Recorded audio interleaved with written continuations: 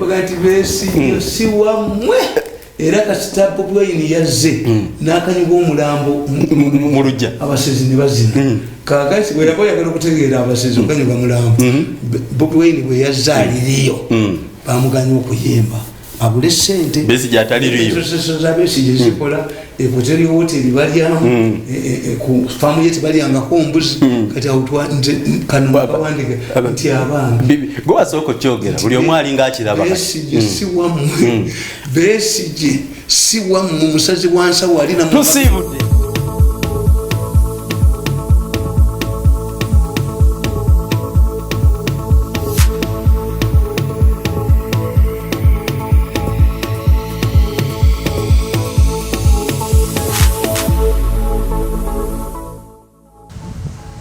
mwebale nnyo kwagala omukutu gwaffe guno Tamale Mirundi official manya gange nze Tamale Mirundi mutabani wa mwami Tamale Mirundi era ne comments zammwe tuzaagala nnyo tuzisoma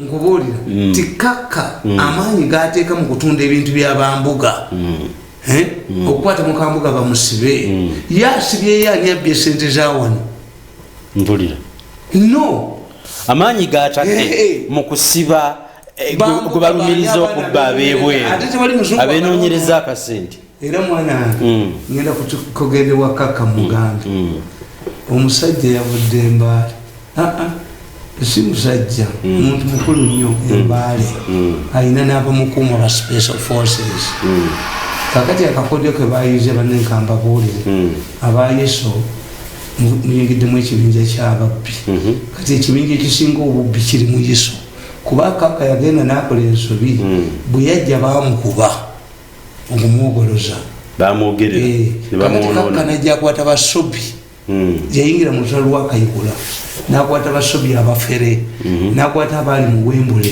abafere ne bajja bamwetoloola omusajja yaŋŋambye omwami oyo si musajja mwami mukulu nnyo where security would move cautiously kakati yagenda n'atunda ekizimbe kye millions of dollars omusajja oyo mwami mukulu oyo ekitiibwa millions satu n'akibuza omudinga kati omudinga n'aziswako millioni eki n'alwala mpulira kati bwe bategeera abafere abali mu yiso bwe bategeera nti omusajja alina ssente zasuubira okuva ebweru ne baleeta omuwala nayeefuula mukwana musajja mukulu wa myaka 6 ne bafuna omuwala omu ku bakazi abafere nnyo omufere ali wano gwe balikwatira wano ng'ensi nga kyabise ne bamunywereza wano yeefuula mukwana nga kwana oli omudinga omusajja amugamba ye yali alowooza nti abanoonyamu sukaali balina sukaali mpulira kozi bategedde akafere ga yiso gategedde nti oli omusajja alina millioni 2 z'abanja omuki ezibula ku kizimba bamuwaddeyo akakadde kati omudinka ajja mu Uganda agamba omusajja oyo omusajja omwekitiibwa tya nziza millioni yange nalwala nakubwa pressure omusajja akwata millioni ya dola ng'agimuddiza abafere ba yiso balowoozezza nti yaleese millioni meka 2 balungi ewuwe omusajja akubibwa special forces bayodda ba special ewange mba university kemwogera nti mufudde mu yiso nsamba obusambi kyalana kaka bagenda omugulira nga mbookeza mpulira yabadde abanja balance yakanyiza nti azzeeyo olw'obulwadde bw'oyo bano balowoozezza nti asasudde abafere ba yiso balowooza nti omusajja aleese millions za dola mmeka 2 balance akimye yakola ekisenge bayingidde naye bwaba akutamagwati bati kuba nemugundi omusajja bamugye millioni 8 dola zeyabadde nazo ne bazitwala yogayoga wakakka babazze mu kisenge nga balowooza sente azina asangayo omuwala oli mbutubba ffenna ano akasajja k'omu New Vision story nekagifuula kifuula nnenge kuba nakumwekali akakasajja kekasooka okukola kampuni nempanga I don't know mbu batundire bali ebintu babawe kaka the effort that we are using against these Ugandans to recover European money, when there are no Europeans here, there are no Europeans demanding anything from Uganda.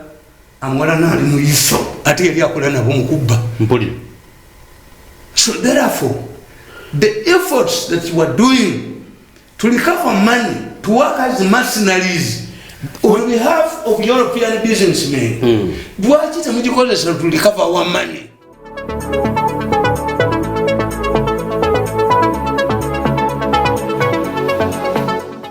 Nantaba mweraliikirivu yes alioke ali mumbeera nagambye ngenda kutwala maama wange alabe ku maama wa Nantaba bo maama wa Nantaba akaaba muwala wange yabakolaki that's how our system rewards the people. Mwala we yattisa Sebulime which is Sebulime kankubuulize eyo boda bali bamaze gira bakewa Nantaba eggulu limu abaana ne bamugamba tojja mpulira Nantaba bwenyisa buulize yakasurviving kati abasiru balowooza era nakitegedde eyawa order si muserikale wa polisi nga bamulowooza eyawa order obusiru bwali mumugamba nti bajja kweyambisa amawulire gaabwe tutanize battle against Nasa but these idiots in your media bali bamaze okwekomitika minister survives assassination yato kikyusoota headline bamaze okukuba mpulira naye bayina emituba bagiri mu nvunyu ebyo ffe tubikola Katonda byeyawa obwongo bwe yayawulizaako nti before kubanga mmwe kakatira beenanga ntunulidde enanga ku mwekya nimbijjako ninga nti enanga why should I enanga defend what a minister stupidly said as police kakati gavumenti kyeyali institution za gavumenti mwaziwanga muzikozesanga mumwagala gavumenti engezi kyeyalikoze yali bagambye nti eyo debate mugijjewo quietly. Don't say nti police must engage minister wa tourism. Minister wa tourism ye yagadde as usual beyambisa incident okubbira mu sente ye minister jabaga twakozesa $5,000 kiwanda enanga yalowoleza ku security. What if we say it was a ransom? Other people are going to be kidnapped. The other one, I got a umutwebwe we do the same. Ngandi enanga nkola byachi. Mpulira. Nze nabaga nti one day. Now, kakati insecurity incident ebaddewo. What do you expect enanga to do? Ati yankubulira. I know could you how the mission of rescuing an American tourist. Abantu abaganda bakugamba nti najjukiranga n'enseka nga tebakubidde nnyoko ku mmere. Mpulira. Incident wejjanga egenda baswaza. You call the newspapers and we say tulaba boba mafia we bakola Nantaba bamudduseeko bukedde yadduse akasajja kano naye nga nabiyako kadduse dda. Mpulira.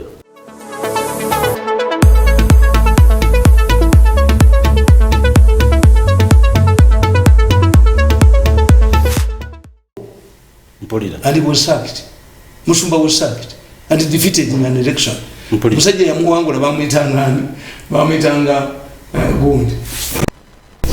Ebigundi byemulya bino. Watermelon. Ate watermelon bintu bya kigo. Watermelon musajja tabinywa. Watermelon health wise. Tebikuba saluti kitalo. Watermelon bya mubigo. Mubigo byamba yozi. Onyo watermelon yemugende wakoja chimbo wafune rubalu. Dosinya. Mumugamba abasawo bagamba watermelon ziyamba bingi bolaba bebakugazi manyanzi ziyamba okwesiba olubuto bibera mu bintu bya mu kigo bya mafazi kituufu kuba biko kubatumira bamala kumayi program kulembeze wecha benawo bisanga ni president bwe yalagidde basasule mulimu yasasuddwa ati nalabya akalistinga mulimu so traders ati abantu basatu bagenda kusula Museveni bahati kati ate yaliwo bahati everywhere bahati azimbye olubiri kabana bahati waziza batulage nyumba ye bidde ddala gundi namugirawo ddala ono Kasayija kimbagamba there are two prominent banyolos in your government. Kasayija has been reduced to reading documents. Agenda kusoma budget. Genda nafuna budget najisoma. Going supported by the mafias. Chali kwanza kwa mwina yomulale former fighter. Ate na imu mukuba. Kakati abalundi bana amukuba. So therefore, ekyokubiri mbagamba nti Abanyarwanda bwe baganye emmere gizeeyo lwaki olemera kuduuka ebigale nga lwamalala amagule lwaki agabula mulumbe alemera kuyazze nti olina okulya kyekituleetera okulowooza nti olutalo luno si kyekyo imagi gye tulaba mulimu ekirala ate ekirala kiriwa natunulidde omusajja ambasada wa Rwanda mu Uganda ng'alinga yayoge nti ali Kigali yege nti bansamoni nze nga bansamoni nga bati and it is true you cannot summon an ambassador. They say the Rwandese ambassador to Uganda has been called at the Foreign Affairs to present him with a protest note, not to summon him. You don't summon.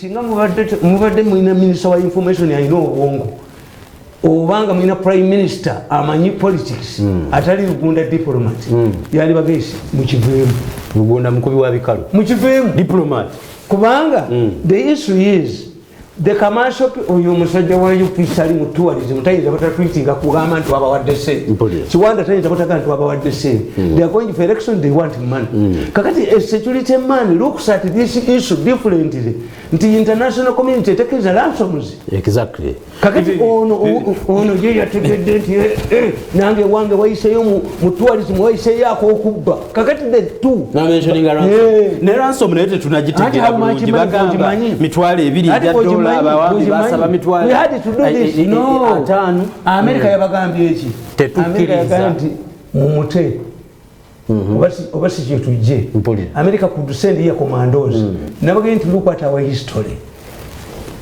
RPA yakwata ba delegation ya ba minister ngegenzo okuteesa ne bakwatirayo NRA yali teyina kintu ky'amaanyi yana training naki bakola raid tebateesa nabo bategeera bwemutandika okuteesa nabo bajja kuwamba buli muntu they raided era minisita gwe bayitanga ekinu naafu in the process Aboke girls did we negotiate Aboke girls nga bamaze okuwamba wano egindi e Nigeria bawamba abaana president n'agamba bayita Abamerika babayamba basajja ga government njiwamba mpulira mumulirake itamale wait if the police cannot investigate cases involving their senior staff then why should parliament give you money mujibubimanyi kawesa abalemedde ku mezi temusobola kutuulira ali kawesa inspector general police abako government cuts off parliament cannot give you money why should I give you money chobola bubasajja yaganti amajega Nigeria gega seka ka Chad gega seka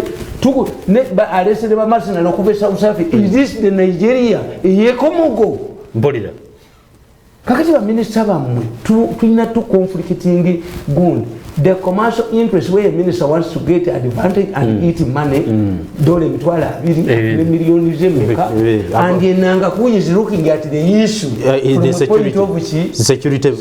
security matter yes kakati lugunda abayita buyisi nabaga stop first of all the person is safe but you are stopping it does not apply how do you stop something abruptly one if international interest if the kidnapped woman is dead then we would have this argument coming up police rejected the use of ransoms paying ransoms but the ministry had decided to give these people answer if one is dead but now nobody is dead kakati nsinga ndinanga wamuli talinya wange zinagana kudepending dependable things that because the fools are failed to do their work and nobody can ring me except Museveni. There was some I'm not under any minister. I'm not under any minister. I'm directly answerable to the president. Ring my number and I abuse you. Where do I belong? Mugundi. Kakati. Wabadde saturation mu media egamba. Uganda government security agencies celebrating okununula ono omuntu ng'ebyalanso mutebinnajja. Ne wafuluma ekifaananyi ng'omutuuze wa America ali ku boda basudde busuuli. No, ali ku boda ina gy'akola gy'alaga nga tewali involvement ya security yawan. Where was our security? Where was the solid security? Conflict in Zenakolako ensobi. There was a police in Uganda nga bayina omuntu president w'eggwanga erimu bamuyita naye tajja asindika muntu nga officially government ya Uganda emuyita nenga banyina wendagano nti yetajja not to annoy the international community kati nenchi quoting nti Uganda will not invite Gundi African Union nemesokola resolution bichi nebagambe kintu kimu I don't work in foreign affairs. Foreign affairs has its spokesperson. Refer your question to foreign affairs. It's no longer I'm made a mistake. What the foreign affairs minister says on this matter is final. I see. You must learn how to escape. Ne okubera nga mwegege baleto okuinanga bubaletani no problem we wanted to listen you sitekiriza mu ransoms what if you open the say nti mwina practice of paying ransoms what will stop Ali Shahab to kidnap your soldiers mukama we yakitandika what will stop the people these kidnappers across Congo to kidnap other people mukama we yakitandika nawulira what will stop the soldiers sulako ransom okutaasa Susan oli abatemugwe bawamba nti Museveni yabirimu Never atera nebasasula ransom ate naye nakola ki yamufiirawo so it sounds to have set the precedent intelligence tutegeera nti if you see omuntu azzewo nga mubabbi mulimu akumanyi acid mpulira dayinga nawe obaseeko kituufu tebayinza kutanga bakumanyi mwambale era weya you see kidnappers killing people ono mwana muguluma yafa bubi nnyo byali ku mweso olina nyina nganti waliwo dokita ayagala okusaddaako omwana nikibwa omwana wa mwenyina waakyo kakati omwana oyo yali bonna ne bagati tetugula kyali tekiyinza muzaayo omwana ajja kwogera ababba abaana baba family omwana tagenda nakwatamanyi ababba abaana bonna babakidnapping babakola nira family members omwana abeera n'omuntu bw'amanyi twaguse dda mu program kulembeze wencha as a media expert what I'm telling you ekyakiwanda ekyoyo omusajja wa UPC oyo okusamanya atwitinga mu seizing you can even sack him mugobiri some sacking is wonderful for me mu sacking is not a police officer.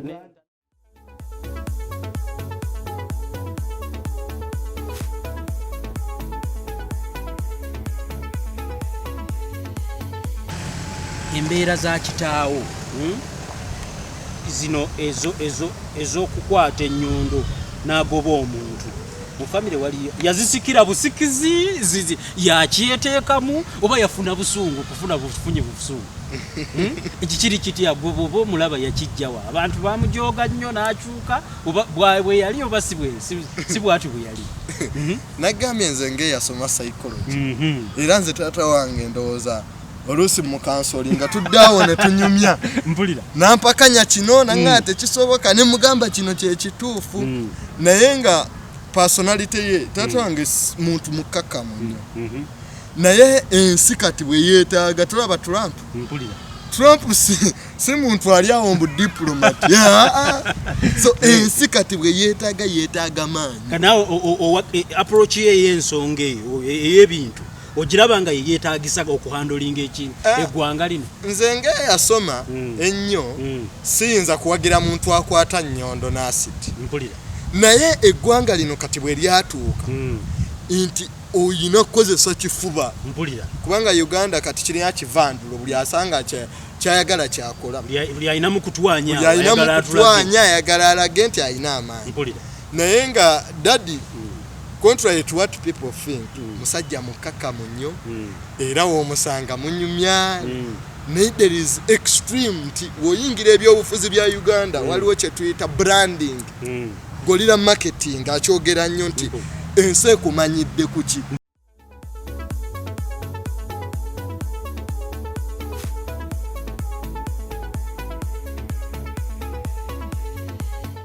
bagamba mbu Besigye mall nze nakawandika ddi nembaga nti ono Besigye kazanyiriza Besigye n'okubakola akafaananyi ng'ali ati bamafiya ba gavumenti be bamukozesa Besigye tayagala Museveni kati n'oli abagwagwe bakugamba mbu Besigye ate atwegatteko ate nti akalusu mugiyingize mu Ghana Besigye mall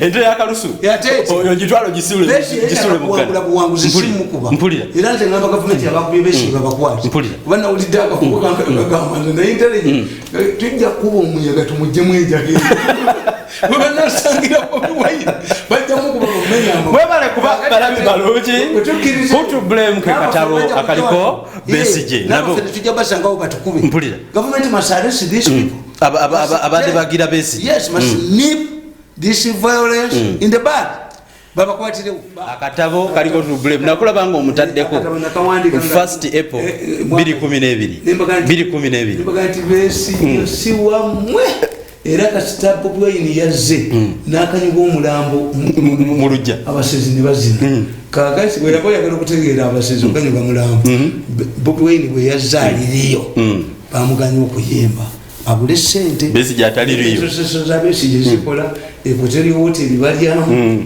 ku famu yeti balyangako mbuzi kati awutwa kano bawandike nti abantu gwe wasooka kyogera buli omu alinga akiraba Besigye si wamwe Besigye si wamwe musazi wansawo alina tusibudde mufune obutabo bwa butabani bwa Yohana Mirundi ne Mole Namatovu Mirundi tweyanziza nnyo okubanga okola ki Besigye yali mu motoka egenda okuzika naye musazi wansawo